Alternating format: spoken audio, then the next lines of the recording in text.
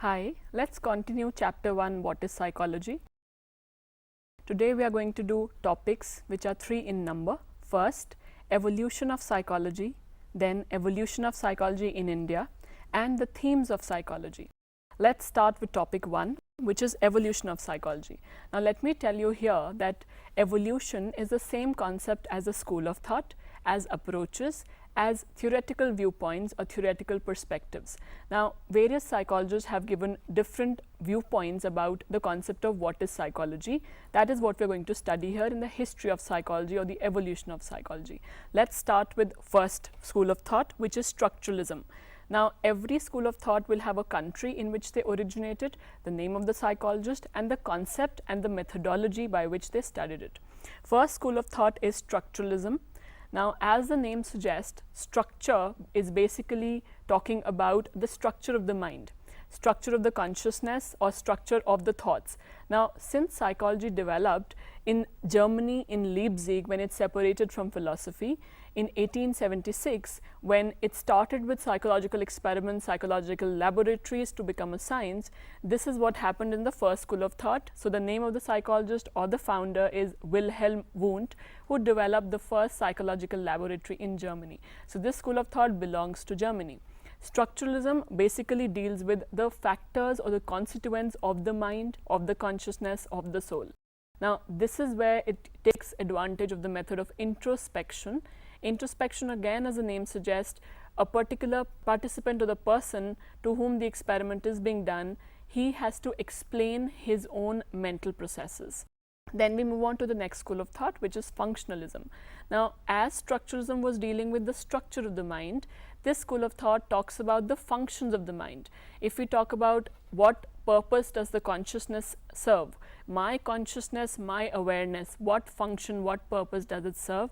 That is basically to adapt to the environment, to deal with the environment or the people around me, situations around me effectively. This school of thought developed in US, America by William James. And then we move on to the third school of thought, which is Gestalt psychology. Now if I show you the pen like this, and if I show you the pen with its separate parts, you will not really understand its separate parts like this. You will understand the total picture that I give you. If I show you a triangle which is broken into separate parts, your mind will still put a total picture into it and give you a triangle. If you look at the Diwali lights, separate bulb light up separately, but you still look at the pattern of Diwali lights. When we go to a cinema hall, we look at the screen, it is not separate projection, separate scenes projected, we look at it as a separate combined scene. That is the Gestalt school, which says that we are not talking about the structures, we are talking about the total part. When we have the separate parts, the totality loses its meaning, totality loses its significance. So this school of thought says whole is more than the sum of the parts. This school of thought was given by Kohler, Kofka, and Wertheimer. Now let me put it here that you will find these names a little difficult initially because these are Western names and these are not Indian names. So a little time is required for you to understand. Read up again and again, listen to it again and again, you will remember them. That is the Gestalt school. Let's move on to the fourth school of thought, which is behaviorism. Now this school of thought is given by John Watson primarily. He was the main person. Behavior is what it studies. Now Watson was very particular about psychology being a science. So he basically focused on scientific, measurable, observable data. Whatever you can see, what is going on here is what you can't see. So that was totally rejected. What you can see outside was what you can measure, and therefore Watson considered that. So stimulus outside, my response, stimulus response association is what Watson scientifically wanted to study. Next school of thought is psychoanalysis. Now this is a very famous school of thought. It is used in a lot of other disciplines as well. This was given by a very famous person, Sigmund Freud. All of you must have heard his name also. Now this school of thought says a very different point of view. It says you analyze the psyche through the unconscious. Now what you can hear right now is the conscious. What is not you're not aware of, something very painful, very traumatic, that the mind has chosen to forget, that is the unconscious part of you. Such needs, such desires are in the unconscious. That is what governs our behavior without even us being aware of it. That is what Freud talked about. He also said you can cure diseases by understanding what is there in the unconscious. That is what was said by Sigmund Freud. Next school of thought, humanistic approach. Now this view of thought is very different from all the others again, and especially from psychoanalysis, because psychoanalysis was talking about a negative view of human being.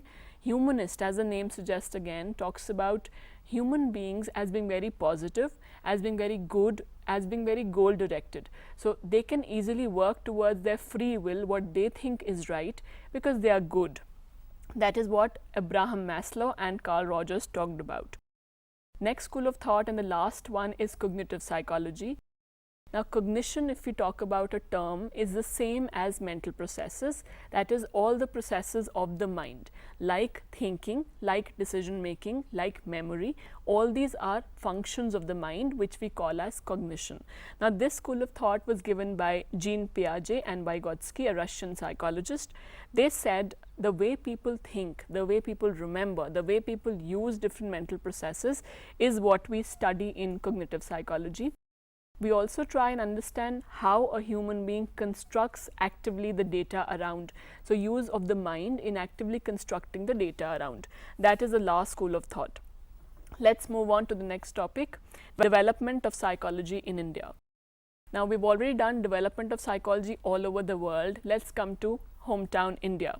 Now here, when we look at the tabular form, the first development in when psychologists wanted to bring psychology from Western countries to India, it wanted India also to have its own psychology. So it started developing and working on right from before independence.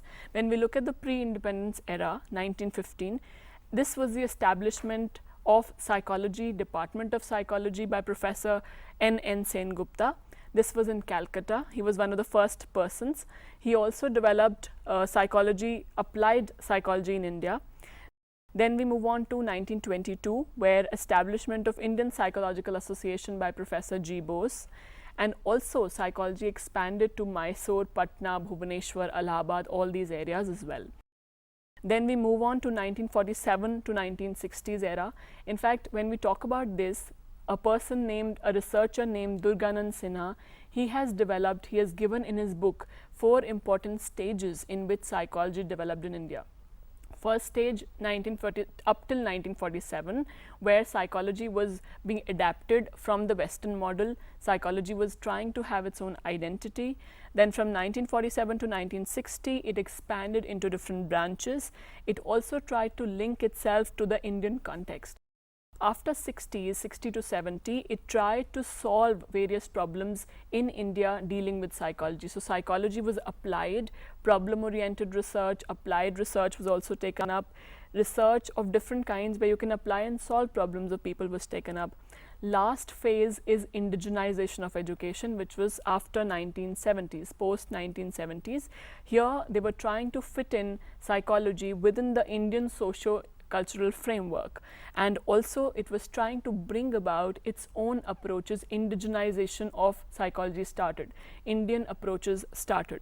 Also it tried to link psychology, apply it to different fields. So this is where psychology was becoming interdisciplinary. Last topic for today that we have is themes of psychology. Now when we talk about the themes, we have 4 basic themes here. Themes again talks about how is psychology applied, what are the areas in which psychology is applied. So themes, the first theme is the same as the definition, which is psychology studies science like other sciences, and it also studies mental processes. Now this is where we talk about the concept of basic psychology, where psychology of different kinds, branches of different kinds are studied, and also through the scientific method. That is what the first theme talks about, which we are all aware of. Second theme deals with B is equal to F, which is behavior is equal to a function of person and environment. B is equal to F in bracket person and environment. So basically psychology is dealing with two aspects. One is what is there inherited in genes. When people are born, they carry their genes from their ancestors. That is the natural part of it, which we cannot alter.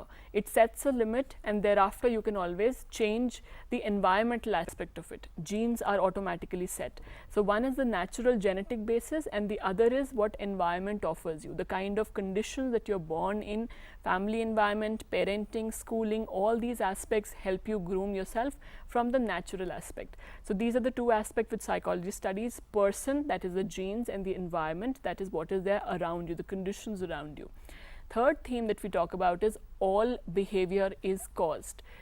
That basically means that every behavior has a reason. So one behavior can have one reason, one factor influencing that. Let's say a person is very attached to his mother.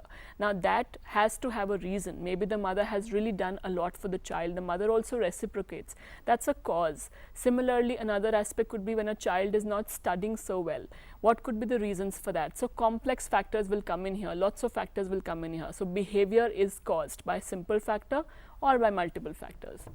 Fourth theme that we talk about is psychology is developing in a cultural context.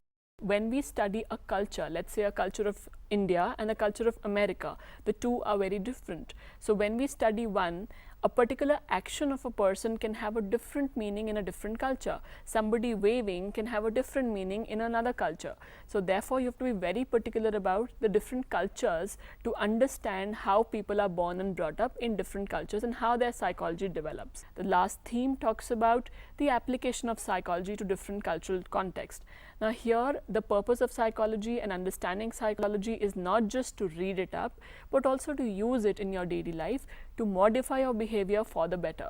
So this is where psychology is an applied field, applied to different areas, and that is where we can make use of using psychology in different practical settings to help you grow into a better human being. Let's continue with this table, which is a part of both evolution of psychology and evolution of psychology in India. Let's look at this table. First, 1879, structuralism as a school of thought developed. 1890, William James, functionalism continued. 1895. 1900, Freud did his research on psychoanalysis. Surprisingly, he was not a psychologist, he was a general physician. 1904, Ivan Pavlov won a Nobel Prize in his research on dogs. This was a behaviorist who was not a psychologist again, he was also a physician. 1905, the first intelligence test was developed. 1916, Calcutta Department, we've already done. 1920, Germany, a Gestalt School, we've already done. 1922, Indian Scientific Association was developed. 1924, Indian Psychological Association, Psychoanalytic Association. 1924, again a behaviorist, Watson, this we've already covered. 1928, Professor N.N. Sengupta, Calcutta University. 1951, Humanism as a school of thought took over. 1953, Skinner, who was a behaviorist, also worked on it. 1955, NIMHANS was opened up. This is a mental hospital in Bangalore where a lot of patients are dealt with, a lot of degrees of psychology are also dealt with. 1962, Ranchi Department, Ranchi Hospital was opened up for psychology. 1973, Lawrence won a Nobel Prize for his research. 1978, decision-making research was done by Simon, again a Nobel Prize won. 1981, again Sperry did a research, won a Nobel Prize for split brain experiment. 1997, the latest one, NBRC, National Brain Research Commission. And last, 2002, Kahneman won a Nobel Prize for his research on judgment. So today we've done all these topics. Let me summarize quickly. First topic that we've done is the evolution of psychology in India. Then we have done historical perspective in general, and then we've done the various themes of psychology, and this is what we end up the chapter with today. Thank you.